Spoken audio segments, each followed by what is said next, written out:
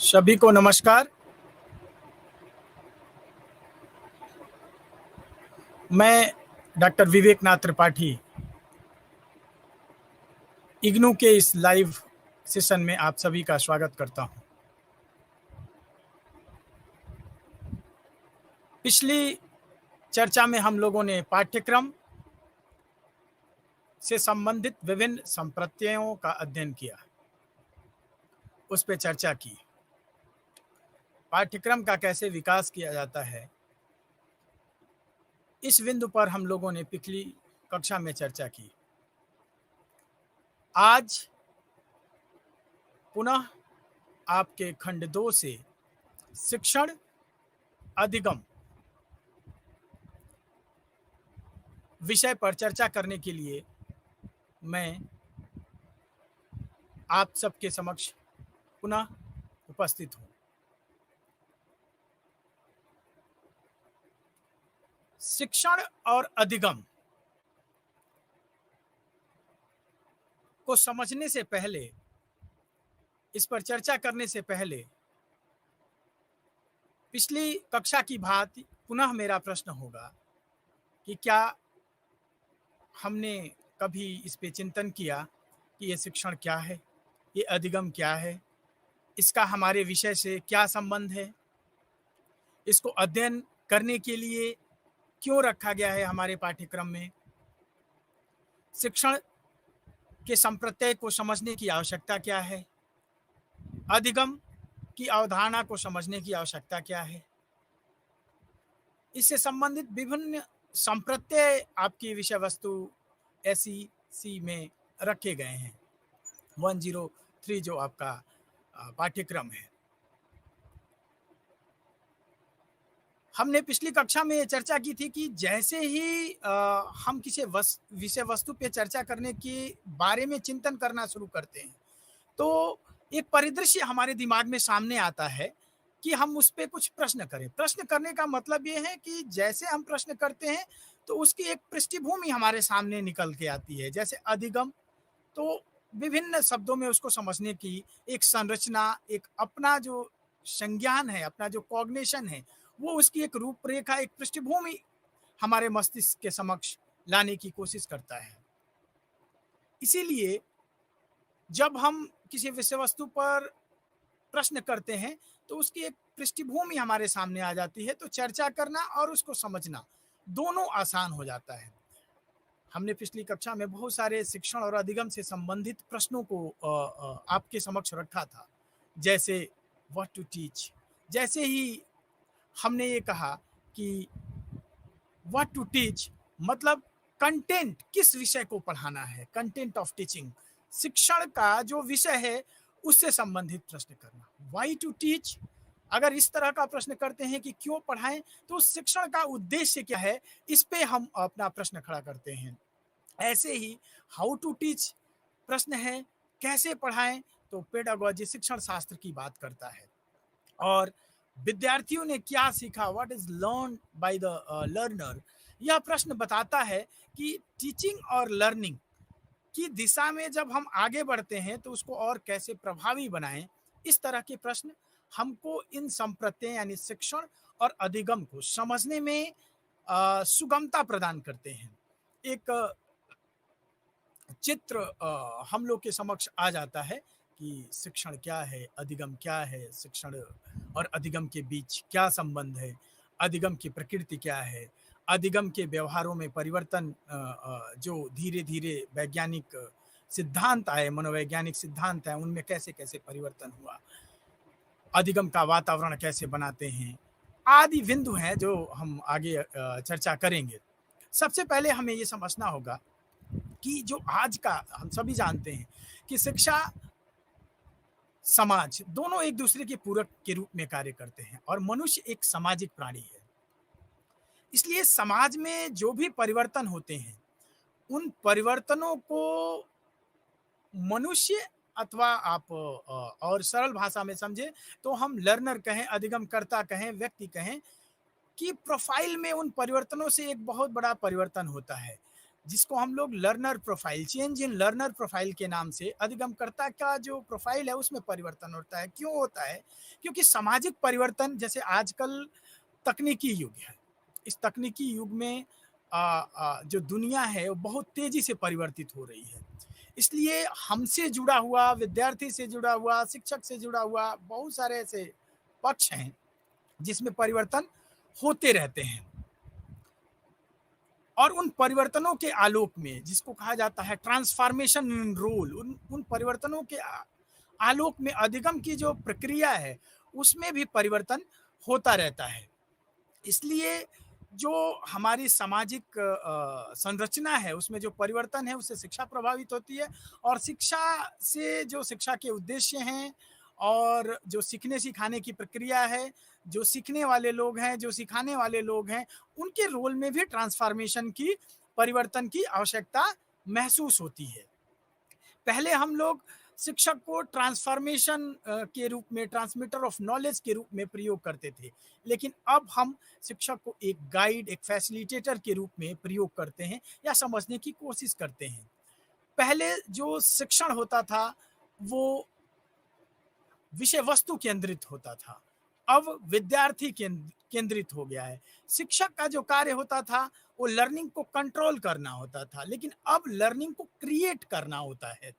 तो ये एक कोलैबोरेशन तरीके का जो तकनीकी परिवर्तन है, जो आज का इस 21st सेंचुरी में जो ग्लोबलाइज वर्ल्ड है, वैश्वीकरण के कारण, और तकनीकी जो इंस्ट्रूमेंट है जो हमारी शिक्षा में प्रयोग हो रहे हैं, जो कहने का तात्पर्य है कि आज की दुनिया में कोई भी अधिगम करता चाहे तो फ्रैक्शन ऑफ मिनट में वो किसी भी तरह की विषय वस्तु पे एक ज्ञान का पेज, एक बिंदु अध्ययन कर समझ सकता है। तो इस तरीके से उसके में परिवर्तन स्वाभाविक है, और जब उसके में परिवर्तन सामाजिक आवश्यकताओं के अनुकूल होता है तो शिक्षण अधिगम प्रक्रिया में भी उसी अनुकूलताओं के अंतर्गत, उसी आवश्यकताओं के अंतर्गत परिवर्तन शुरू हो जाता है। शिक्षण में हम लोग सिर्फ शिक्षण को प्रभावी बना करके सोचे कि शिक्षण अच्छा हो तो अधिगम अच्छा हो जाए, यह हमारी अवधारणा अब बदलती हुई दिख रही है। बहुत सारी अवधारणाएं शिक्षण और अधिगम के साथ साथ कार्य करती हैं, लेकिन जो हमारी यह अवधारणा है कि शिक्षण अच्छा हो तो अधिगम अच्छा हो, यह अवधारणा बदल रही है। इसलिए अब हम अधिगम अच्छा हो इसलिए शिक्षण की तरफ, क्योंकि अधिगम अच्छा हो तो अपने आप जो शिक्षण की प्रक्रिया है वो अच्छा होगी, वो प्रभावी हो जाएगी। इसीलिए अब हम शिक्षण के तुलना में अधिगम को ज्यादा प्रभावी करने की बातचीत कर रहे हैं, ताकि अधिगम जब अच्छा होगा तो शिक्षण स्वाभाविक रूप से अच्छा होगा। बहुत सारे इसके साथ अवधारणाएं साथ में काम करती हैं।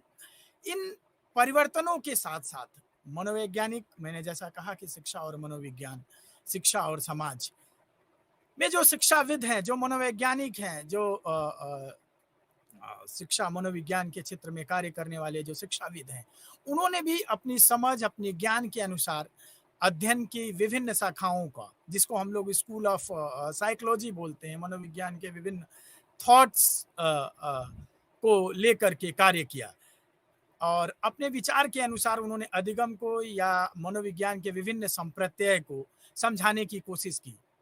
जिसमें अगर आप देखेंगे तो जो पहला जो स्कूल ऑफ थॉट आता है, जिसमें संरचनावाद, स्ट्रक्चरलिज्म का नाम आता है, जिसमें यह बात होती है कि जो मनुष्य की, यानी व्यक्ति अथवा अधिगम की जो अधिगमकर्ता की जो मानसिक संरचना है वो कैसी है, या विकास क्रम आप हम लोग समझने की कोशिश करें मनोविज्ञान का, तो सबसे पहले हमने इसको आत्मा के विज्ञान के रूप में समझने की कोशिश की। लेकिन धीरे धीरे वैज्ञानिक विधियों का प्रयोग करके, वस्तुनिष्ठता ला करके जो शोध हैं, जो मनोविज्ञान के क्षेत्र में जो अनुसंधान हुए हैं, उन अनुसंधानों में जो परिणाम आए हैं, उन परिणामों में वस्तुनिष्ठता लाने की कोशिश करते करते हम धीरे धीरे बदलते हैं। तो एक समूह था जो संरचनावादी मनोविज्ञान को मानता था, जो इस बात पे बल देता था कि मनुष्य की जो मस्तिष्क है उसकी संरचना क्या है। उसके बाद दूसरा जो फंक्शनलिज्म आया, जिसमें मूल रूप से मनुष्य के जो व्यक्ति हैं, जो जो उसका मस्तिष्क है, उसका उसकी कार्य प्रणाली क्या है, वो कैसे कार्य करता है, उसका मेंटल प्रोसेस क्या है, इस पे कार्य करना लोगों ने शुरू किया, जिसको हम लोग फंक्शनलिज्म के नाम से जानते हैं, समझते हैं। उसके बाद जो आज की डेट में, आज के परिदृश्य में भी बहुत ही चर्चा है, जिस पे कार्य हो रहे हैं, बिहेवियरलिज्म, जिसको हम लोग व्यवहारवादी विद्यालय के रूप में, या जो बिहेवियरिज्म अप्रोच को मानने वाले साइकोलॉजिस्ट हैं, जिसमें वाटसन है। जब ये वाटसन को चूंकि इसका फाउंडर कह लीजिए, या बिहेवियरलिज्म का फादर माना जाता है, तो सबने अपने अनुसार इस विकास के क्रम को, अधिगम में जो सिद्धांत आए, जो अधिगम की प्रक्रिया की व्याख्या थी, जो अधिगम की अवधारणा की व्याख्या थी, जो सीखना क्या होता है इसके समझ की जो व्याख्या थी, उसको किसी ना किसी आधार पे अपने हिसाब से व्याख्या करने की कोशिश की, जिसमें व्यवहारवादी उपागम भी, संरचनावादी उपागम और कार्यवादी, जिसको हम लोग फंक्शनलिज्म कह रहे थे, अभी चर्चा कर रहे थे।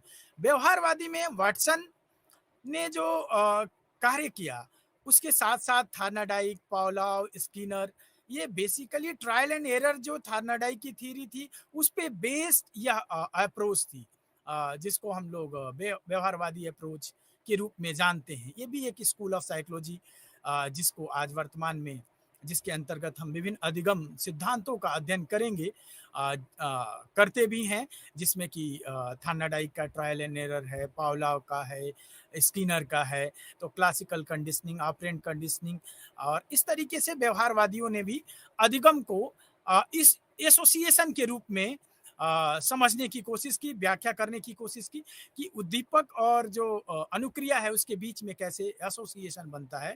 तो ये व्यवहारवादी वालों का विचार था। इसके बाद जो है बिहेवियरलिज्म के बाद स्कूल ऑफ फ्रायड, जिसको हम लोग बोलते हैं साइको एनालिटिकल या साइको एनालिसिकल एनालिसिस, उसमें फ्रायड ने मानव मस्तिष्क की विभिन्न अवस्थाओं पे कार्य किया, जिसमें कि कह सकते हैं कि उसने कॉन्शियस, अनकॉन्शियस और सबकॉन्शियस पे मनुष्य मस्तिष्क की व्याख्या करने की कोशिश की। उसने मानव मस्तिष्क को साइको एनालिटिकल के रूप में डिफाइन करने की कोशिश की। उस तरीके से गेस्टाल्ट थ्योरी आई, जिसको हम लोग कोहलर और कफका के नाम से जानते हैं, जिन्होंने थोड़ा थोड़ा परसेप्शन के द्वारा जो लर्निंग होती है, कंट्रीब्यूशन जो परसेप्शन के द्वारा लर्निंग के, ऑब्जर्वेशन के द्वारा जो मतलब क्रिएशन ऑफ नॉलेज की तरफ बढ़ता है, जो संज्ञान कॉग्निटिव डोमेन की तरफ बढ़ता है, जो कॉग्निटिव लर्निंग, जो नया कंस्ट्रक्टिविज्म अप्रोच आया जिसकी तरफ बढ़ता है, कुछ इस तरीके से लर्निंग को एज ए होल देखने की बात की गई। उसके बाद ह्यूमनिस्टिक अप्रोच में कार्ल रोजर्स से और जिसमें कि सेल्फ एक्चुअलाइजेशन आदि बातों पे चर्चा की। तो इस तरीके से जैसे जैसे हमारे अंदर अनुसंधान की प्रवृत्ति विकसित हुई, उस प्रवृत्ति के अनुसार हमने जो कुछ भी ज्ञान के इस यूनिवर्स में जो ज्ञान उपलब्ध था, उसमें वस्तुनिष्ठता ला करके समाज के समक्ष लाने की कोशिश की। उसी दिशा में अधिगम में भी विभिन्न प्रकार के जो मनोविज्ञान के स्कूल हैं, उन्होंने अपना कंट्रीब्यूशन किया, जैसे कि मैंने अभी चर्चा की, जिसमें हमने school of structuralism, functionalism, behaviourism, gestalt, constructivism, इस पे संक्षिप्त चर्चा की कि कैसे इन्होंने अधिगम के बदलते स्वरूप पे चर्चा की।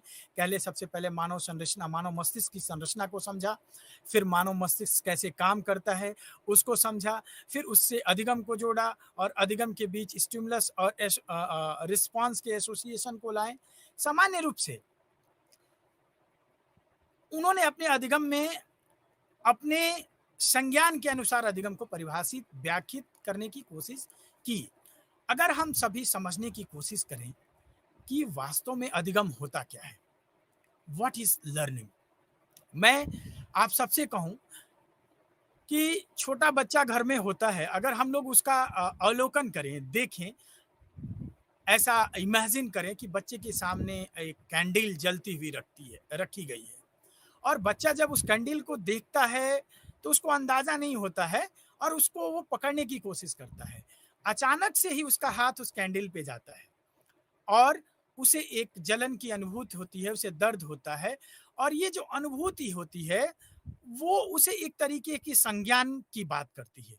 वो उसे एक तरीके से एक अनुभूति, एक विशेष प्रकार की अनुभूति का अनुभव कराती है। ये जो अनुभव है, उसको हम अधिगम के रूप में देख सकते हैं। अब जब कभी उस बच्चे को दोबारा आप उस कैंडल के पास लेके जाने की कोशिश करेंगे, तो वो उस कैंडल पे अपना हाथ, अपनी उँगली नहीं रखेगा, क्योंकि उसको यह पता चल गया है कि जैसे ही मेरा हाथ, मेरी उँगली उस कैंडल के पास जाएगी, तो कुछ ना कुछ दर्द की अनुभूति होगी उसको। तो ये जो अनुभूति है, एक तरह का अनुभव है और अनुभव को हम अधिगम के रूप में देख सकते हैं। वैज्ञानिक रूप से किताबों में जो अधिगम की विभिन्न परिभाषाएँ हैं, उसमें अगर हम लोग एक विस्तृत या समझने या सरल करके किसी अधिगम को समझने की कोशिश करें, तो कह सकते हैं कि अधिगम व्यवहार में अपेक्षाकृत अस्थायी परिवर्तन की बात करता है। अस्थायी परिवर्तन मतलब relatively change, permanent change in behaviour. ऐसे परिवर्तन जो कुछ समय तक हो सकते हैं, बाद में बदल सकते हैं, लेकिन उसकी कुछ शर्तें होती हैं। वो परिवर्तन निम्न कारकों पर, विभिन्न कारकों पर भी निर्भर करता है। जैसे विद्यार्थी अ, से संबंधित विभिन्न कारक हैं, शिक्षक से संबंधित विभिन्न कारक हैं, विषय वस्तु से संबंधित विभिन्न कारक हैं। इन कारकों में अगर सकारात्मक कुछ होता है, तब तो अधिगम भी सकारात्मक रूप से प्रभावित होगा। लेकिन अगर नकारात्मक है, तो अधिगम भी नकारात्मक रूप से प्रभावित होता है। इनके साथ-साथ व्यवहार में परिवर्तन सिर्फ अधिगम की शर्तों के अंतर्गत, जो अनुभव के द्वारा हो, जो प्रशिक्षण के द्वारा हो, जो प्रयास के द्वारा हो, वैसे व्यवहार को हम लोग अधिगम की श्रेणी में रखते हैं। यानी अधिगम अपेक्षाकृत व्यवहार में अस्थायी परिवर्तन है। शर्त यह है कि वो परिवर्तन प्रशिक्षण के द्वारा हो। शर्त यह है कि वो परिवर्तन अभ्यास के द्वारा हो, अनुभव के द्वारा हो। अब मैंने आपसे कहा कि अधिगम व्यवहार में अस्थायी परिवर्तन, अस्थायी परिवर्तन 2 तरीके की। अब ये परिवर्तन कैसे है? 3 तरह का के व्यवहार जो है, अधिगम में देखे जाते हैं। जब अधिगम को हिलगार्ड परिभाषित करते हैं, तो वो कहते हैं कि अधिगम जो है वो बेसिकली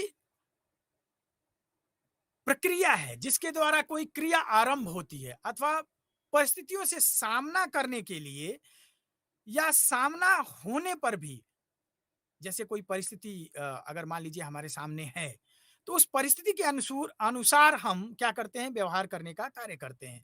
तो कुछ मूल प्रवृत्तियाँ जो होती हैं, वो व्यवहार करती हैं। अब वो व्यवहार कैसा होता है, इस पे हम अभी जिसकी चर्चा कर रहे थे, हम करेंगे। ऐसे परिवर्तन जो मूल प्रवृत्तियों के द्वारा होते हैं, कुछ ऐसे भी परिवर्तन होते हैं जो थकावट के द्वारा होते हैं, कुछ ऐसे भी परिवर्तन होते हैं जो औषधि या किसी मेडिसिन के प्रभाव के कारण होते हैं। तो अधिगम बेसिकली एक प्रक्रिया है और उस प्रक्रिया में व्यवहार को महत्वपूर्ण स्थान दिया जाता है, क्योंकि हम relatively permanent change in behaviour को अधिगम की संज्ञा देते हैं। तो ऐसे कौन से परिवर्तन हैं जिसको हम अधिगम में रखेंगे? ऐसे कौन से परिवर्तन हैं जिसको हम अधिगम में नहीं रखेंगे? जिसकी चर्चा मैंने अभी आपसे की। तो 3 तरीके से व्यवहारों को हम लोग देख सकते हैं। एक ऐसा व्यवहार जो कुछ समय के लिए परिवर्तित दिखाई देता है, जिसको हम लोग कह सकते हैं अस्थायी परिवर्तन। व्यवहार में अस्थायी परिवर्तन करने वाले कारक कौन-कौन से हैं? और व्यवहार में अस्थायी परिवर्तन करने वाले कारक, और एक जो जिसको हम लोग बोल सकते हैं कि नेचुरल, जिसको नौसर्गिक परिवर्तन, जहाँ पे नौसर्गिक का मतलब हम लोग अगर बात करते हैं तो परिपक्वता से संबंधित। कभी-कभी व्यक्ति, बालक अथवा किसी भी वस्तु, मनोविज्ञान के, अधिगम के जितने भी सिद्धांत हैं, वो सभी किसी न किसी जो है एनिमल पे प्रयोग किए गए और उसके आधार पे विकसित किए गए हैं। तो इस तरीके से हम व्यवहार को 3 तरीके से समझने की कोशिश करते हैं। जैसे मैंने कहा कि अधिगम अपेक्षाकृत अस्थायी परिवर्तन है।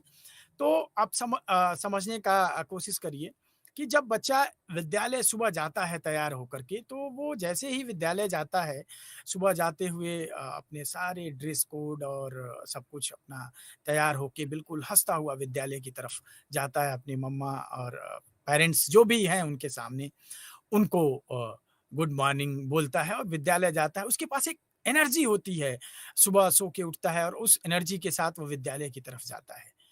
और जब वो विद्यालय से लौटता है, तो उसके व्यवहार में परिवर्तन होता है। अब इस तरह का जो परिवर्तन है जिसको हम लोग थकान के रूप में देखते हैं, मेंटल फटीग के रूप में देखते हैं, उसको हम अधिगम की श्रेणी में नहीं रखते क्योंकि वो कुछ समय के बाद बदल जाता है। मेडिसिन्स का मैंने नाम लिया कि कुछ ऐसे परिवर्तन होते हैं व्यक्ति के व्यवहार में, अधिगमकर्ता के व्यवहार में, जो दवाओं के कारण होते हैं। उदाहरण के रूप में अगर आप समझिए, आप हम सभी अपने समाज के आस-पास देखते हैं, बहुत सारे लोग वाइन का सेवन करते हैं, कुछ ऐसी मेडिसिन्स लेते हैं, जो जिस तरह की व्यवहार करने की अपेक्षा उनसे होती है, उस तरह का व्यवहार वो नहीं करते हैं। लेकिन यह भी नहीं है कि उस तरीके का व्यवहार वो हमेशा करें। तो इस तरीके का भी जो परिवर्तन होता है व्यवहार में, उसको भी हम अधिगम के रूप में शामिल नहीं करते हैं। और जो परिपक्वता, चूँकि परिपक्वता एक नेचुरल प्रोसेस है। जैसे आप देखेंगे कि 1 साल के बच्चे से अगर आप कहें कि 2 साल 2 किलो का कोई वज़न उठा लो, तो वो नहीं उठा सकता। क्यों नहीं उठा सकता? क्योंकि उसका जो फिज़िकल डेवलपमेंट है, जो फिज़िकल ऑर्गन हैं, उसमें उतनी मैच्योरिटी नहीं आई है, उतना जो है परिपक्वता नहीं आई है। तो समय के साथ-साथ, उसकी आयु के साथ-साथ कुछ परिवर्तन प्राकृतिक होते हैं। उन वो परिवर्तन अधिगम में सहायक हो सकते हैं। Maturation leads to learning. परिपक्वता अधिगम को बढ़ाती है। कुछ अपवाद होते हैं, इम्प्रिंटिंग, जैसे बतख को आप देखें, अधिगम में आता है इम्प्रिंटिंग का ज़िक्र। जानवर, किसी भी जानवर को देखें, चिड़ियाओं को देखें, तो उनके साथ मैच्योरेशन का कॉन्सेप्ट लागू होता है। फिजिकल जब उड़ना सीखती हैं, तो एक पर्टिकुलर समय के साथ वो मैच्योर्ड हो जाएँगे जब बच्चे, तभी उड़ पाते हैं। तो इस तरीके से 3 प्रकार के व्यवहार जिसकी हमने अभी आपसे चर्चा की अधिगम में, हम उनको अधिगम की प्रक्रिया को समझते वक़्त, अधिगम के संप्रत्यय को समझते वक़्त ध्यान में रखते हैं। तो अधिगम सरलतम शब्दों में कि व्यवहार में अपेक्षाकृत अस्थायी परिवर्तन जो प्रशिक्षण के द्वारा हो, जो अनुभव के द्वारा हो, जो प्रयास के द्वारा हो, उसको हम अधिगम के रूप में समझ सकते हैं या अधिगम के रूप में परिभाषित कर सकते हैं। लर्निंग को हम शिक्षण के उत्पाद के रूप में नहीं समझते। लर्निंग को हम, जॉन हॉल्ट इस बात को कहता है कि learning is a not product of teaching, learning is a product of the activity of learner. तो लर्निंग जो है शिक्षण का उत्पाद नहीं है, यह विद्यार्थी की क्रियाओं का परिणाम है। इसलिए विद्यार्थी से संबंधित, शिक्षक से संबंधित और शिक्षण अधिगम प्रक्रिया से संबंधित बहुत सारे कारक उस प्रक्रिया को प्रभावित करते हैं, उस परिणाम को प्रभावित करते हैं। हमें समझने की आवश्यकता है कि जब हम अधिगम पे बात कर रहे हैं, जब हमने अभी तक आपसे मैंने जो चर्चा की, उसमें सिर्फ और सिर्फ हमने अधिगम के एक स्वरूप का चित्रण किया। हमने अधिगम को समझने की कोशिश की कि अधिगम के अंतर्गत किस प्रकार के व्यवहार को हम लोग शामिल करते हैं और किस प्रकार को नहीं करते हैं। इसके अतिरिक्त अधिगम हम आगे चर्चा करेंगे। अधिगम की शर्तें क्या हैं? अधिगम की प्रकृति क्या है? अधिगम किस तरह की कंडीशन में होता है? अधिगम को प्रभावित करने वाले कारक क्या हैं? मैंने अभी आपसे कहा कि विद्यार्थी, शिक्षक और विषय वस्तु और साथ-साथ जो अधिगम का वातावरण, ये 4 तत्व हैं जो अधिगम की पूरी प्रक्रिया को प्रभावित करते हैं। अब अगर आप विद्यार्थी को लें, तो अगर सामान्य रूप से अपने साथ, अपने सामने किसी एक बालक जो 2 वर्ष का है, 5 वर्ष का है, किसी भी आयु समूह का है, उसको अगर चित्रण करें और उसकी अधिगम प्रक्रिया को, उसके सीखने की प्रक्रिया का अवलोकन करने का प्रयास करें, तो आप खुद ही ऐसे कारकों का पता लगा सकते हैं जो अधिगम में सहायक हैं और जो अधिगम को सकारात्मक तरीके से प्रभावित कर रहे हैं और जो अधिगम को नकारात्मक तरीके से प्रभावित कर रहे हैं।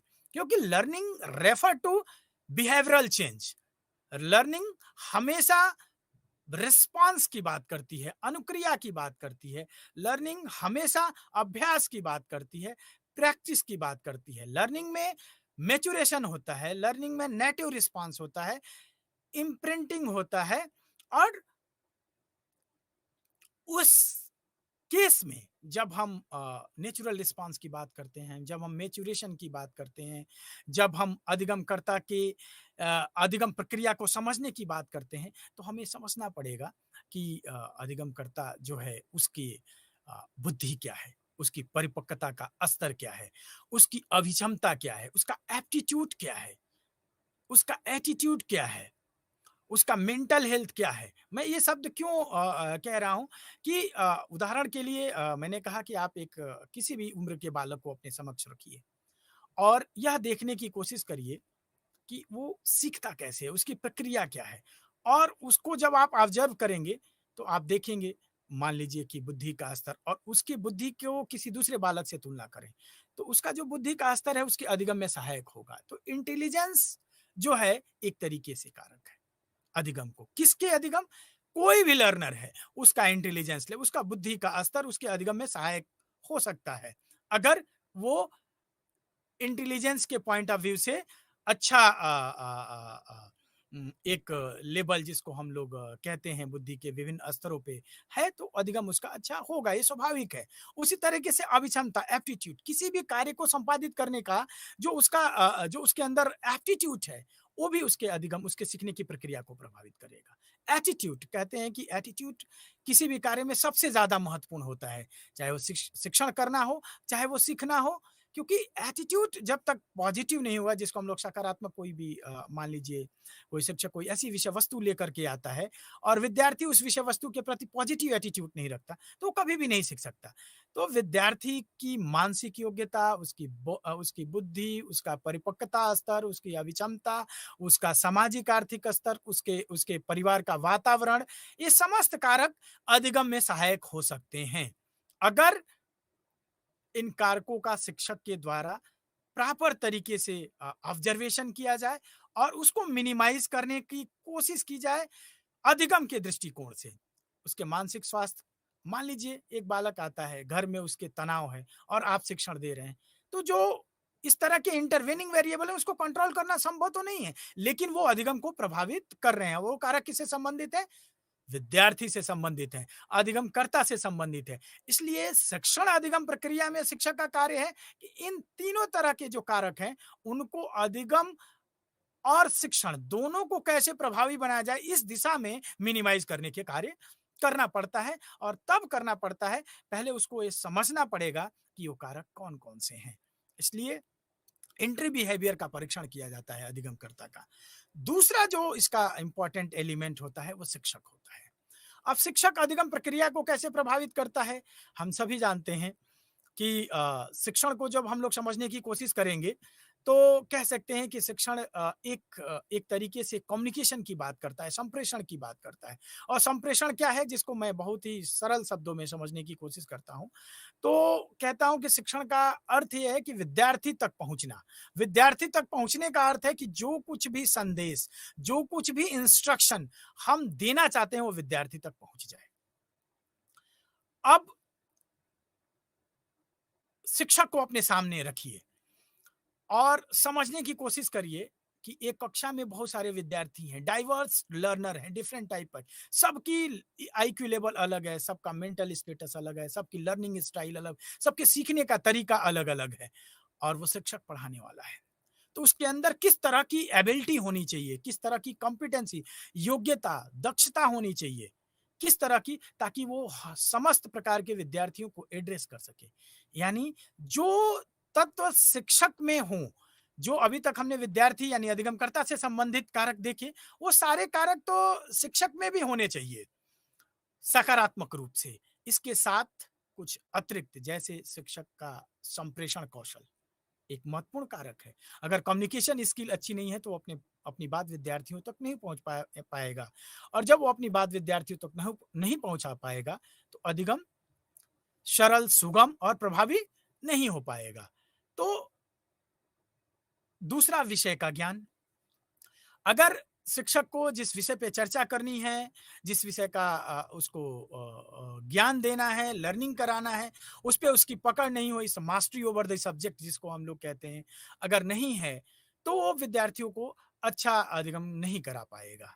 दक्षता, शिक्षण दक्षताओं की बात की जाती है, उसके मानसिक स्वास्थ्य की बात की जाती है, उसके कार्य संतुष्टि की बात की जाती है, उसके मतलब जो विद्यार्थी से संबंधित हैं, उसके अतिरिक्त जो हमने कहा कि शिक्षण दक्षताएँ, शिक्षण कौशल, शिक्षक की कार्य संतुष्टि, शिक्षक का संप्रेषण, शिक्षक का व्यक्तित्व, शिक्षक का व्यवहार, ये सारे अधिगम प्रक्रिया को प्रभावी करते हैं। प्रत्येक पे हम चाहें तो उदाहरण के माध्यम से समझ सकते हैं कि शिक्षक का व्यवहार कैसे अधिगम को प्रभावित करता है। अब एक चर्चा मैं आपसे एक उदाहरण देता हूँ। कल किसी एक बालक ने कहा कि जो है हमारे शिक्षक ने मुझे एक बार इतनी बुरी तरीके से डाँट दिया कि मैंने उस विषय को पढ़ना ही छोड़ दिया। एक साधारण सा एग्ज़ाम्पल है, तो शिक्षक का व्यवहार कोऑपरेटिव लर्निंग की तरफ होना चाहिए, न कि ऑटोक्रेटिक लर्निंग की तरफ। उसका एटीट्यूड भी शिक्षण के प्रति बोझ ना समझे, लर्निंग को एन्जॉय करे, तब जाकर के शिक्षण को एन्जॉय करे, तब जाकर के लर्निंग प्रभावी होगी। तो शिक्षक से संबंधित भी बहुत सारे कारक हैं, जो अधिगम को प्रभावित करते हैं। इसी तरीके से विषय वस्तु से संबंधित कारक जो अधिगम को प्रभावित करते हैं। और विषय वस्तु मैंने कहा अपनी चर्चा में कि जो लर्नर प्रोफाइल है वो बदलती है। मैच्योरेशन एज के हिसाब से कार्य करता है। समय के साथ-साथ गुणों का परिवर्तन, गुणों में विकास, ये परिपक्वता का कार्य है। परिपक्वता अधिगम को बढ़ाती है। अब विषय वस्तु का चयन भी अपने शुरू के चर्चा में मैंने कहा कि लर्नर की प्रोफाइल आज के युग में परिवर्तित होती जा रही है। इस तकनीकी डिजिटल युग में जो है विभिन्न प्रकार के ज्ञान जो है विद्यार्थियों के समक्ष, अधिगमकर्ताओं के समक्ष आते हैं और उसमें परिवर्तन होता रहता है। तो जो विषय वस्तु है उसका चयन भी हमें विद्यार्थी जो शिक्षक केंद्रित परंपरा थी, वो विद्यार्थी केंद्रित पे आ गई। तो विद्यार्थी केंद्रित परंपरा पे हमें जो विषय वस्तु का चयन करना है, वो विद्यार्थी को केंद्र में रख करके करना है। अब विद्यार्थी को केंद्र में कैसे रखा जाए, उसके लिए हमें उसकी प्रोफाइलिंग करनी पड़ेगी। मनोविज्ञान 2 तरीके से शिक्षक की मदद करता है। एक तो नो अबाउट योर स्टूडेंट्स, यानी अपने अधिगम कर्ता को समझने में कि वो कौन है, किसको शिक्षण देना है, उसकी योग्यता क्या है, उसकी सीखने की क्षमता क्या है, सीखने की प्रकार क्या है, किस तरह का लर्नर है, उसको किस तरीके से शिक्षण किया जाए, किस तरह की विषय वस्तु उसको दिया जाए, उसका प्रीवियस नॉलेज क्या है, उसका पूर्व ज्ञान क्या है। इस तरीके से जब हम प्रोफाइलिंग करते हैं, उसके बुद्धि का, उसके रुचि का, उसके सामाजिक आर्थिक स्तर का, उसके सीखने का और उसके हिसाब से विषय वस्तु का चयन करना। क्योंकि हम सभी जानते हैं कि एक समय के अनुसार, एक आयु के अनुसार ही हम ज्ञान या किसी विषय वस्तु का शिक्षण विद्यार्थी को दे सकते हैं। मैंने उदाहरण अभी दिया था कि 2 वर्ष को अगर आप आर्किमिडीज का सिद्धांत पढ़ाना चाहें तो वो नहीं पढ़ पाएगा, क्योंकि उसके हिसाब से उसकी मस्तिष्क की परिपक्वता नहीं हुई है। तो विषय वस्तु का चयन विद्यार्थियों की रुचि के अनुसार, उनकी अभिवृत्ति के अनुसार, उनकी अभिक्षमता के अनुसार करना। अगर हम ऐसा नहीं करते हैं तो विषय वस्तु के जो कारक हैं वो अधिगम को प्रभावित करते हैं। वातावरण भी एक कारक होता है, क्योंकि संसाधन, मैंने कहा कि शिक्षण विद्यार्थी तक पहुंचने का कार्य है, एक प्रक्रिया जिसमें शिक्षण को हम विद्यार्थी तक लेकर के जाते हैं। अब विद्यार्थी तक सिर्फ हमारी वॉइस ही नहीं जा रही है, उसके लिए बहुत सारे संसाधन उपलब्ध होते हैं। उन संसाधनों की उपलब्धता जो वातावरण को सकारात्मक रूप से क्रिएट करते हैं, भी महत्वपूर्ण भूमिका निभाते हैं अधिगम में। तो इस तरीके से हमने अधिगम को समझा। अधिगम से संबंधित जो प्रभाव देने वाले कारक हैं, जो शिक्षक से संबंधित कारक हैं, जो विद्यार्थी से संबंधित कारक हैं, उनको समझने की कोशिश हमने की, जो विषय वस्तु से संबंधित कारक हैं। अब अधिगम किसी न किसी तरह की कंडीशंस की बात करता है, शर्तों की बात करता है, जिसकी हमने बात की। मूल रूप से 3 तरह की शर्तें आती हैं, जिसमें कॉन्टिग्यूटी पहली शर्त होती है, जो एसोसिएशन की बात करता है, association between stimulus and response. उद्दीपक और अनुक्रिया के बीच एक संबंध, क्योंकि हम सभी जानते हैं कि बिना आवश्यकता के हम कोई क्रिया करेंगे नहीं।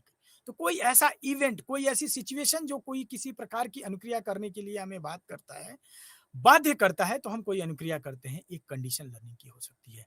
यानी एक ऐसा परिदृश्य, एक ऐसा इवेंट जो किसी अनुक्रिया को करने के लिए हमें बाध्य करे, उसको हम कंडीशन ऑफ लर्निंग के रूप में देख सकते हैं। दूसरा जो होता है रीइंफोर्समेंट प्रैक्टिस, जिसको हम लोग बोलते हैं पुनर्वलन का प्रयास। पुनर्वलन का अधिगम से बहुत ज़्यादा संबंध है।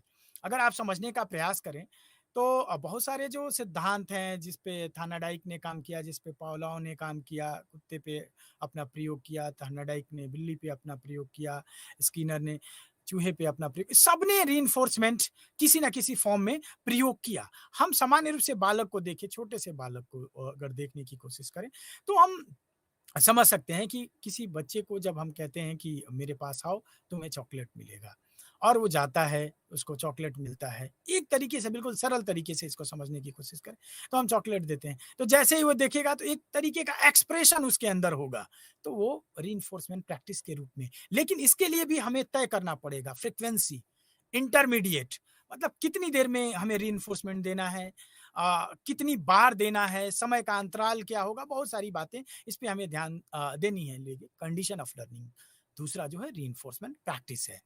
तो और जो तीसरा है वो डिस्क्रिमिनेशन।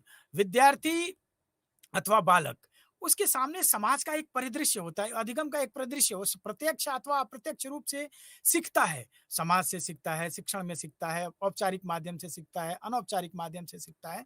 लेकिन उन सब में जैसे जैसे उसके संज्ञान का विकास होता जाता है, उसके अंदर एक डिस्क्रिमिनेशन कैपेसिटी, जिसको हम लोग कहते हैं एबिलिटी, पाई जाती है। वो अंतर करना शुरू कर देता है। वो विभिन्न प्रकार की जो अनुक्रियाएं हैं उसमें अंतर करने का कार्य करना शुरू कर देता है। तो इस तरीके से तीन तरह की लर्निंग जो कंडीशंस हैं उसको हम लोगों ने अभी समझा। थार्नाडाइक जो एक अधिगम सिद्धांत का प्रतिपादन करते हैं, वो कहते हैं कि learning is a connecting, learning by selection. Learning का मतलब होता है कनेक्ट करना। लर्निंग सिलेक्शन बेस्ड होती है। ये सिलेक्शन विभिन्न जो रिस्पॉन्स है उनका सिलेक्शन है। कनेक्ट का मतलब होता है एसोसिएशन का। विभिन्न प्रकार की जब प्रकृति हमारे सामने विभिन्न प्रकार का वातावरण उपस्थित करती है तो हम कनेक्शन बनाने की कोशिश करते हैं, हम एक एसोसिएशन बनाने की कोशिश करते हैं। और जब वो एसोसिएशन समय और के साथ साथ बार बार होता है तो उसमें अस्थायित्व आने लगता है। आप बहुत सारे उदाहरण देख सकते हैं जानवरों पर, जैसे कोई पैरेट्स रखा है, कोई डॉग पाल रखा है, तो जैसे जैसे वो लोग ट्रेनिंग देते हैं उसको, जैसे जैसे वो रिस्पॉन्ड करते हैं, रिस्पॉन्स के एवज में जैसे जैसे स्टिमुलस पाता है वैसे वैसे वो रिस्पॉन्स करता है। तो इस तरीके से अधिगम की तीन कंडीशंस, तीन शर्तें जिसकी हमने बात की। पहली कॉन्टिग्यूटी, दूसरा रीइंफोर्समेंट प्रैक्टिस, और तीसरा डिस्क्रिमिनेशन। तो selection by discrimination, selection of response by discrimination, ये तीन शर्तें अधिगम में साथ, बिना इन तीनों शर्तों के परिदृश्य में अधिगम नहीं हो सकता। एक उद्दीपक का होना आवश्यक है। अब अधिगम एक बहुत ही जटिल प्रक्रिया है। अगर हम सोचें कि किसी से हम पूछें कि आपने कैसे सीखा, तो इसको हम कहें कि एक प्रोफेसर सुलेमान कहते हैं कि यह बहुत कठिन कार्य है कि हम इसको बताएं कि हमने कैसे सीखा। It is very difficult to know about how I can learn. तो कैसे सीखता हूं, इसको जब दूसरे को आर्टिकुलेट करना होता है, बताना होता है, तो कठिन कार्य हो जाता है। तो हम अधिगम को समझने की प्रक्रिया में बात कर रहे थे कि किसी भी व्यक्ति से अगर हम पूछें कि आप कैसे सीखते हैं, तो उसके लिए सामान्य रूप से वो बता सकता है कि हमारी स्टाइल लिखने की है, पढ़ने की है, दोहराने की है। लेकिन उसके मस्तिष्क की जो संरचना है, उसमें कैसे वो उस चीज को सोच रहा है, इस पे कार्य करना, इसको समझना कठिन कार्य हो जाता है। तो जब हम अधिगम को समझने की दिशा में बात करते हैं तो लर्निंग कैसे होती है उसके नेचर पे बात करने लगते हैं, उसकी प्रकृति की बात करने लगते हैं, तो समझ में आता है कि जो लर्निंग है वो एक कॉम्प्लेक्स प्रोसेस है। उसकी प्रकृति जो है वो एक जटिल प्रक्रिया है, जिसमें ज्ञान, कौशल, उसकी स्किल्स, उसके नॉलेज, उसके मूल्य, उसकी आदतें, ये सारी चीजें सम्मिलित होती हैं। अधिगम जो है सक्रिय के साथ साथ निष्क्रिय हो सकता है। जब अधिगम सक्रिय होगा, जब विद्यार्थी अधिगम में सक्रिय होगा, यानी एक्टिव लर्नर की भूमिका में रहेगा तो एक्टिव लर्निंग होगी। अगर वो पैसिव लर्नर की भूमिका में है तो पैसिव लर्निंग होगी। इस तरीके से अधिगम की प्रकृति को हम लोग समझने की कोशिश कर सकते हैं। जब अधिगम की संरचना पे हम बात करते हैं तो हम उसकी प्रकृति की बात करते हैं। अधिगम ऑब्जर्वेशन के द्वारा भी हो सकता है, हम सुन करके भी सीख सकते हैं। अधिगम व्यवहार में परिवर्तन है, जिसकी चर्चा हमने अभी की। अपेक्षाकृत व्यवहार में अस्थायी परिवर्तन है, जिस पे अभी हमने चर्चा की कि अपेक्षाकृत व्यवहार में कैसे अस्थायी परिवर्तन है। हम सभी जानते हैं कि सीखना जो है एक जीवन पर्यंत चलने वाली प्रक्रिया है। ये नेचर ऑफ लर्निंग है, जिसकी मैं अभी आपसे बात कर रहा था। चूँकि हमने ये समझने की कोशिश की कि अधिगम होता कैसे है। तो इस पे जब हमने अधिगम होता कैसे है, जब हमने बात करने की कोशिश की तो अधिगम की प्रकृति पे बात करना शुरू किया। तो जैसा मैंने कहा कि अधिगम व्यवहार में परिवर्तन है, सीखना व्यवहार में परिवर्तन है, अपेक्षाकृत अस्थायी परिवर्तन है। सीखना जो है एक जीवन पर्यंत चलने वाली सतत प्रक्रिया है। जीवन पर्यंत आप समझ सकते हैं, शिक्षा भी जीवन पर्यंत चलने वाली प्रक्रिया है और अधिगम भी जीवन पर्यंत। कैसे जीवन पर्यंत अगर आप देखने की कोशिश करेंगे तो सुन करके, जिसको हम लोग बोलते हैं बाय लिसनिंग, अनुकरण करके, इमिटेशन लर्निंग। तो अक्सर उदाहरण हम लोग अपनी से देते हैं, अष्टावक्र का उदाहरण देते हैं, हम अभिमन्यु का उदाहरण देते हैं। तो ये जीवन गर्भ से लेने के लिए, गर्भ से पहले और मृत्यु तक कुछ ना कुछ व्यवहार में परिवर्तन होता रहता है। तो प्रत्यक्ष अथवा अप्रत्यक्ष किसी भी प्रकार का परिवर्तन जो होता है वो अस्थायी की श्रेणी में अगर है तो उसको हम अधिगम की श्रेणी में ला सकते हैं। इसीलिए अधिगम की प्रकृति जीवन पर्यंत सतत प्रक्रिया के रूप में स्वीकार की जा सकती है। एक सार्वभौमिक प्रक्रिया है, सब कुछ सब लोग सीखते हैं अपनी क्षमता के अनुसार, अपनी अभिक्षमता की। इसमें किसी भी प्रकार का जब बुद्धि का वितरण, डिस्ट्रीब्यूशन ऑफ इंटेलिजेंस होता है तो किसी में भी किसी प्रकार की विभेद नहीं करता है। हाँ, अलग है कि उसके कुछ कारण होते हैं, हेरिडिटी, वातावरण जो अपना प्रभाव डालते हैं उस वितरण में। लेकिन उन सब के अतिरिक्त जो सीखने की प्रक्रिया है, कक्षा में शिक्षक जब देता है ज्ञान को, जब सूचनाओं को संप्रेषित करता है तो वो किसी प्रकार का विभेद नहीं करता। सीखने में नए-नए अनुभव जुड़ते जाते हैं। तो जो सीखना है अनुभवों के पुनः निर्माण की प्रक्रिया है। कह सकते हैं कि जब हम अनुभवों के पुनः निर्माण का मतलब ट्रांसफर ऑफ लर्निंग की बात करने लगते हैं। जो चीज़ें हमने सीखी उसको दूसरे परिस्थिति में प्रयोग करना। तो एक तरीके से अधिगम दूसरा अधिगम की प्रकृति, जो कुछ व्यवहार हमारे अंदर आया उसको समय के अनुसार अन्य परिस्थितियों में प्रयोग करने का भी उसकी प्रकृति होती है। अधिगम समायोजन में सहायक होता है। जैसे आप वातावरण को ले लें तो जो जो बहुत जल्दी इफेक्टिव एडजस्टमेंट का कर लेता है तो उसको हम लोग बोलते हैं कि ये प्रभावी व्यक्तित्व वाला है। तो अधिगम की प्रकृति समायोजन की भी होती है। अधिगम व्यक्तित्व के विकास के साथ साथ व्यक्ति के विकास में भी सहायक होता है। तो इस तरीके से अ, हमने अधिगम की प्रकृति पे चर्चा की कि अधिगम एक सार्वभौमिक प्रक्रिया है, सीखना व्यवहार में परिवर्तन है, अस्थायी परिवर्तन है, अनुभवों का पुनर्निर्माण ही अधिगम है। बहुत सारी प्रकृति पे हमने चर्चा की, अधिगम के विभिन्न कारक जिस पे हमने विद्यार्थी से संबंधित कारक, अभिक्षमता, अभिवृत्ति, अटेंशन, अभिप्रेरणा पे चर्चा की, बुद्धि पे चर्चा की। अभिप्रेरणा एक बहुत बड़ा महत्वपूर्ण कारक है अधिगम में। मोटिवेशन, कहते हैं कि without motivation there would be no behaviour. बिना अभिप्रेरणा के व्यवहार नहीं हो सकता और व्यवहार में ही परिवर्तन अधिगम कहलाता है। तो अभिप्रेरणा शिक्षा का एक महत्वपूर्ण कार्य अभिप्रेरणा को भी बढ़ावा देना है, क्योंकि अभिप्रेरणा मोटिव से लिया गया है। जब कोई उद्दीपक सामने दिखता है तो हम किसी अभिप्रेरणा बस, किसी मोटिवेशन, इंस्टिंक्ट मोटिवेशन, आंतरिक अभिप्रेरणा अथवा बाह्य अभिप्रेरणा बस हम किसी कार्य को करते हैं। तो अभिप्रेरणा भी जो है अधिगम को प्रभावित करती है। बुद्धि की हमने चर्चा की। आपके पाठ्यचर्या में बुद्धि को संज्ञानात्मक विकास से जोड़ा गया है कि बालक का संज्ञानात्मक विकास कैसे होता है, इस पे समझने की आवश्यकता है कि संज्ञान, जैसे संज्ञान का मतलब क्या है? किसी भी ऑब्जेक्ट, किसी भी वस्तु के प्रति किसी व्यक्ति अथवा बालक की समझ।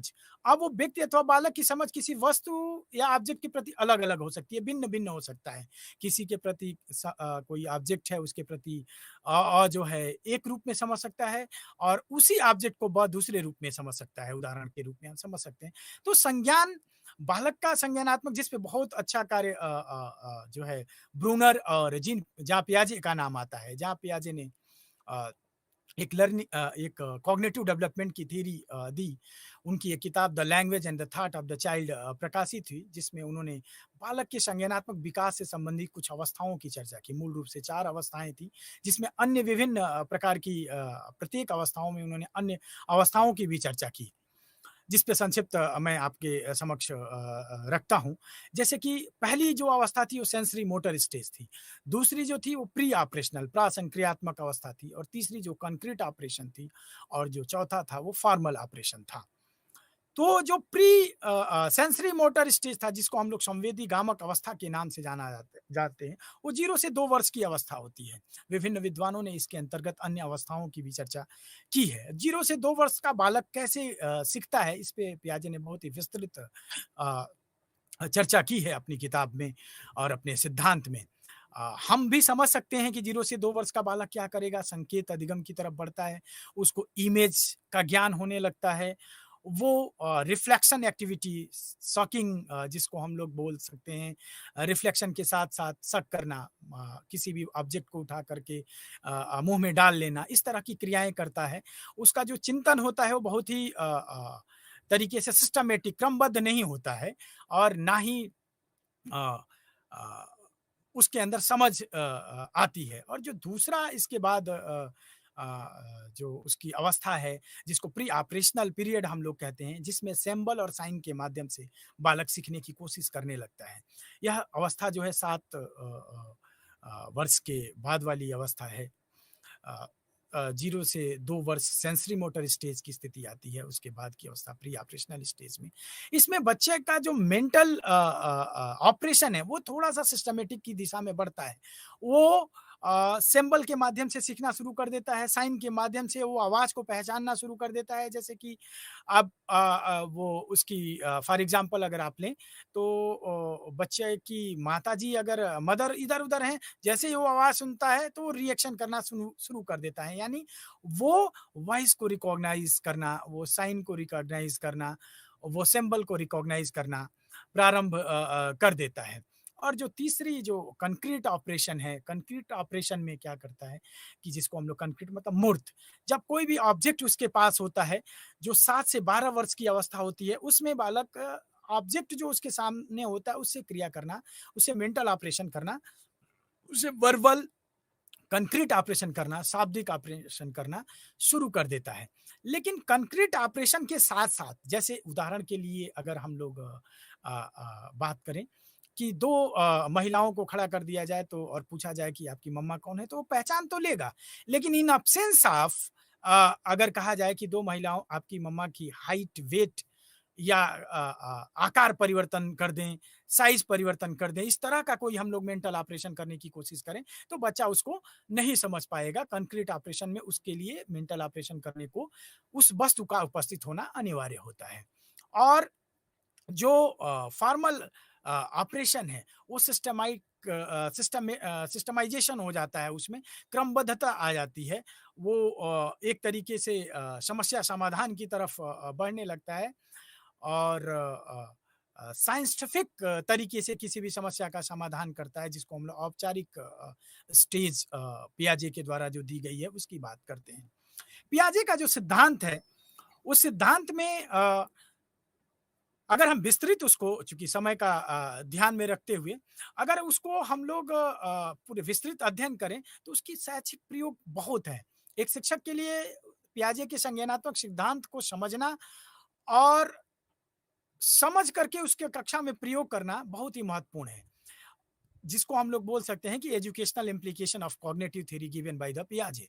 जैसे क्या कर सकते हैं हम लोग, करिकुलम जो पाठ्यक्रम है, जो एज पियाजे ने सजेस्ट किया बालक के डेवलपमेंट के हिसाब से, उसके हिसाब से पाठ्यक्रम का हम लोग निर्माण कर सकते हैं। उसकी अवस्था के अनुसार हम शिक्षण विधियों का चयन कर सकते हैं, हम पाठ्यक्रम का निर्माण कर सकते हैं हम विद्यार्थी के विभिन्न मैच्योरेशन लेवल को जब इंस्ट्रक्शन देते हैं तब उसका ध्यान रख सकते हैं। तो इस तरीके से उसके स्पेसिफिक जो प्रॉब्लम्स हैं उनको कंसीडर कर सकते हैं। इस प्रकार हम विभिन्न प्रकार से जो पियाजे के जो सिद्धांत हैं उसको शिक्षा में प्रयोग कर सकते हैं और उसके अनुसार शिक्षण विधियों में परिवर्तन करके, पाठ्यक्रम में परिवर्तन करके, पाठ्यक्रम निर्माण में परिवर्तन उसके विकास में परिवर्तन करके, शिक्षण जो संसाधन हैं, जो बालकों की सीखने की प्रवृत्ति है, उस तरह के संसाधनों की उपलब्धता करके हम और अधिगम को प्रभावी कर सकते हैं, उसको और अच्छी प्रकार से उसके संज्ञान, उसके संज्ञानात्मक विकास पे कार्य कर सकते हैं।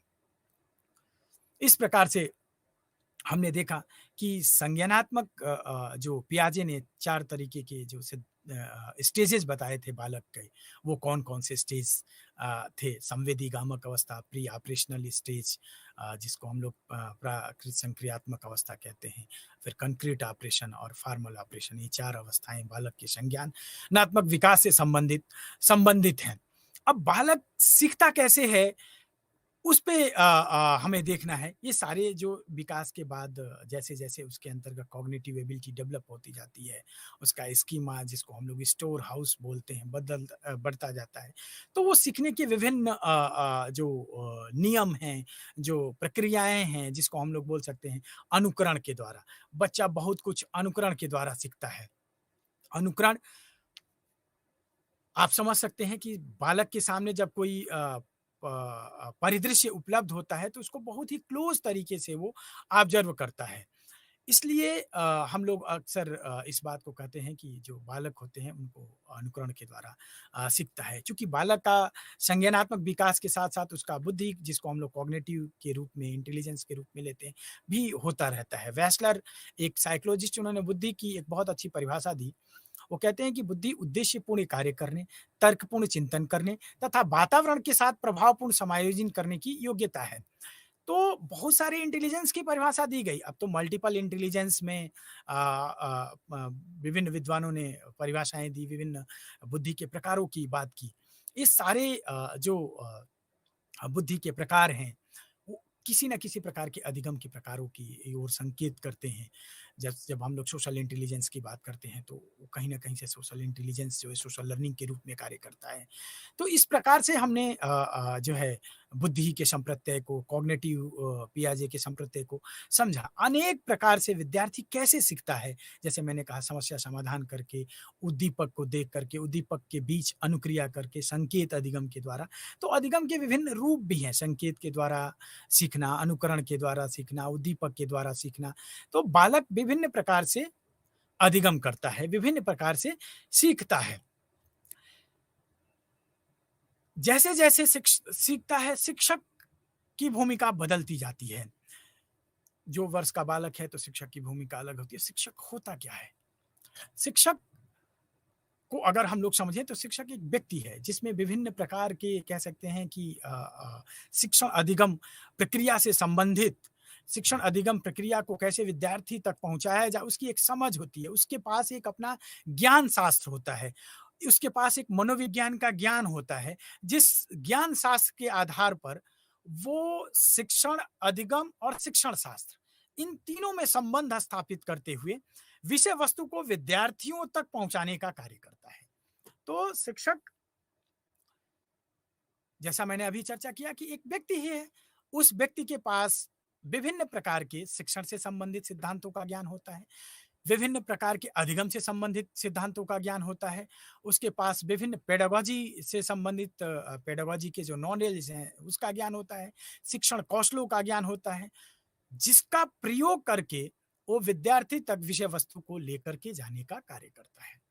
अब इसमें मनोविज्ञान उसे विभिन्न प्रकार की सहायता करता है ताकि वो सरलतम ढंग से शिक्षण कार्य कर सके। शिक्षण कार्य, शिक्षण, अनुदेशन और प्रशिक्षण, ये तीनों संप्रत्यय एक दूसरे से अलग हैं। अब शिक्षक जब शिक्षण कार्य करता है तो उसे विभिन्न प्रकार की कौशल की जरूरत होती है। और ये कौशल क्या होते हैं? ये कौशल विशेष कहा जाए कि परफेक्शन की बात करते हैं। किसी जैसे कम्युनिकेशन स्किल, हम लोग बीएड में विभिन्न प्रकार के कौशलों की बात करते हैं। अ, तो उसी तरह से शिक्षक में शिक्षण से संबंधित विभिन्न कौशलों एवं दक्षताओं की बात होती है। शिक्षण कौशल जिसकी मैं अभी चर्चा एक स्पेसिफिक टाइप ऑफ एबिलिटी जिसको हम लोग बोल सकते हैं, require special type of perfection. किसी भी कार्य करने के लिए एक विशेष प्रकार की योग्यता को हम कौशल के रूप में समझ सकते हैं। कौशल के रूप में उसको समझा सकते हैं या प्रयोग कर सकते हैं। अब शिक्षण में किस तरीके का, जैसे मान लीजिए किसी विषय वस्तु की व्याख्या करनी हो, तो एक्सप्लेनेशन स्किल की आवश्यकता होगी। अब एक्सप्लेनेशन कैसे किया जाए?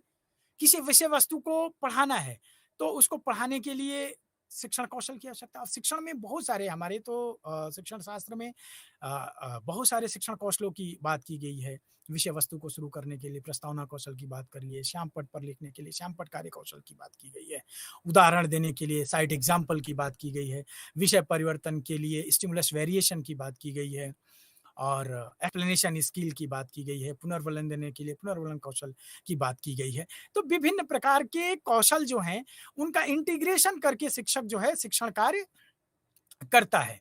और चूँकि ये सारे जो कौशल हैं, वो अधिगम में कहीं न कहीं महत्वपूर्ण भूमिका निभाते हैं। जैसे किसी प्रकार के अधिगम का वातावरण क्रिएट करना है, फॉर एग्ज़ाम्पल अगर आप लोग हमें समझें, तो किसी प्रकार की सिचुएशन को क्रिएट करनी है कि विद्यार्थी किस सिचुएशन में कैसे सीखेगा। तो शिक्षक को अधिगम लर्निंग एनवायरनमेंट कैसे क्रिएट हो, इससे संबंधित ज्ञान होना चाहिए। अनुदेशन कैसे दिया जाता है, इंस्ट्रक्शन कैसे दिया जाता है, उस पे जब वो रोल प्ले करना हो तो उसका उसे ज्ञान होना चाहिए। जो लर्निंग प्रोडक्ट है, उसके लिए परिवेश किस तरीके का, लर्निंग प्रोडक्ट मतलब जो लर्नर, उसके लिए किस तरीके का एनवायरनमेंट चाहिए, जिसको हम लोग क्लासरूम एनवायरनमेंट के रूप में समझ सकते हैं। तो उसको उसका उसके ज्ञान होना चाहिए, करिकुलम का उसको ज्ञान होना चाहिए, उसको असेसमेंट का ज्ञान होना चाहिए, उसको जिसको हम लोग आकलन या मूल्यांकन बोलते हैं, उसका ज्ञान होना चाहिए। अब इस सारे ज्ञान और कौशलों का कैसे प्रयोग करेगा, जैसे जिसको बोले प्री ऑपरेशनल जो स्टेज होती है, उसमें हम इन सब की तैयारी कर लेते हैं शिक्षण में, और उन कौशलों का प्रयोग शिक्षक करता है। इसके साथ-साथ शिक्षक की जो विशेषताएँ, जो कारक थे, वो जैसे विषय में उसका प्रवीणता, पेडागॉजी का ज्ञान, लक्ष्यों एवं उद्देश्यों का ज्ञान, तो शिक्षक को ये सारे जो शिक्षक के शैक्षिक परिदृश्य के जो संदर्भ हैं, उनका ज्ञान, विद्यार्थियों के बारे में एक समझ, और एक विषय का दूसरे विषय के साथ जो जिसको हम लोग इंटरडिसिप्लिनरी बोलते हैं, उसका ज्ञान भी होना चाहिए। जब ये सारी चीज़ें शिक्षक के अंदर होती हैं, तब वो कौशलों का प्रयोग करता है। जैसे मैंने कहा कि अनुदेशात्मक कौशल है, शिक्षण विषय वस्तु से संबंधित कौशल है। अगर एक विषय वस्तु से संबंधित हम प्रस्तावना कौशल को उदाहरण के रूप में लें, तो उसको क्या-क्या ज्ञान होना चाहिए और उस कौशल का वो कक्षा में कैसे प्रयोग करेगा। इंट्रोडक्शन स्किल का मतलब ये होता है कि विद्यार्थी को अधिगम के लिए तैयार करना। अब अधिगम के लिए विद्यार्थी को कैसे शिक्षक तैयार करेगा, उसका उसे ध्यान रखना है। तो परिस्थिति कुछ प्रश्नों को पूछ करके, उसके पूर्व ज्ञान को जान करके, प्रश्नों का निर्माण करके, प्रश्नों का विद्यार्थियों के व्यक्तिगत जो नॉलेज है, उससे संबंध होना चाहिए। तो इस प्रकार से विभिन्न प्रकार के कौशल का प्रयोग शिक्षक करता है। इस कौशलों को प्रयोग करने के लिए एक विशेष प्रकार की दक्षताएँ, और दक्षताएँ हमेशा जो है लक्ष्य पे केंद्रित होती हैं, वो लक्ष्य की डिमांड करती हैं। तो उसको अपने लक्ष्य को प्राप्त करने के लिए एक विशेष प्रकार की जो शैक्षिक कार्यक्रम है, उसका जो लक्ष्य है उसको प्राप्त करने के लिए विभिन्न प्रकार की जो दक्षताएँ हैं, उनकी आवश्यकताएँ होती हैं, और शिक्षक के अंदर वो सारी दक्षताएँ होनी चाहिए। शिक्षण हमने अभी चर्चा की, टीचिंग को रीचिंग के कॉन्सेप्ट में हमने बहुत सारे अधिगम के बारे में चर्चा की। हमने अधिगम के विभिन्न प्रकृति के बारे में चर्चा की। हमने अधिगम के वातावरण निर्माण करने के बारे में चर्चा की। हमने बालक के संज्ञानात्मक विकास के बारे में चर्चा की। हमने अधिगम के स्वरूप के बारे में चर्चा की। वातावरण कैसे क्रिएट किया जाता है, हमने इसके बारे में चर्चा की। अधिगम के वातावरण के रूप में हम लोग कह सकते हैं कि औपचारिक वातावरण, अनौपचारिक वातावरण, वर्चुअल, आज की डेट में तो वर्चुअल वातावरण भी हो गया है। औपचारिक वातावरण जिसमें हम लोग कक्षा कक्ष में सीखते हैं, अनौपचारिक वातावरण जो कक्षा के बाहर अनुभव मिलता है, उसको हम अनौपचारिक वातावरण के रूप में सीखते हैं। तो इस तरीके से हमने आज के जो परिचर्चा थी, उसमें अधिगम का संप्रत्यय, अधिगम का वातावरण, अधिगम को प्रभावित करने वाले कारक, अधिगम की प्रकृति, शिक्षण अधिगम का संबंध, बालक का संज्ञानात्मक विकास, अधिगम का वातावरण कैसे क्रिएट करते हैं, आदि बिंदुओं पर हमने चर्चा की। जिस पे कि एक बार समराइज़ के रूप में अगर आप लोग समझना चाहें, तो हम कह सकते हैं कि अधिगम बालक के व्यवहार में अपेक्षाकृत अस्थायी परिवर्तन की बात करता है, जो अनुभव और प्रशिक्षण के द्वारा होता है, जिसमें 3 तरह के व्यवहारों को हम ध्यान में रखते हैं। तो इस प्रकार से आज की परिचर्चा में हमने अधिगम, अधिगम के विभिन्न जो वातावरण हैं, प्रकार हैं, अधिगम की जो प्रकृति है, शिक्षण का अधिगम के स जो संबंध है, जो शिक्षक का शिक्षण से और शिक्षण का अधिगम से संबंध है, जो बालक का संज्ञानात्मक विकास है, संज्ञानात्मक में जो पियाजे का योगदान है, उस पे एक संक्षिप्त चर्चा आप लोग के समक्ष की। सभी को पुनः नमस्कार। अगली कक्षा में फिर हम इसी से संबंधित कुछ बिंदुओं को लेकर के आपके समक्ष उपस्थित होंगे। बहुत-बहुत धन्यवाद।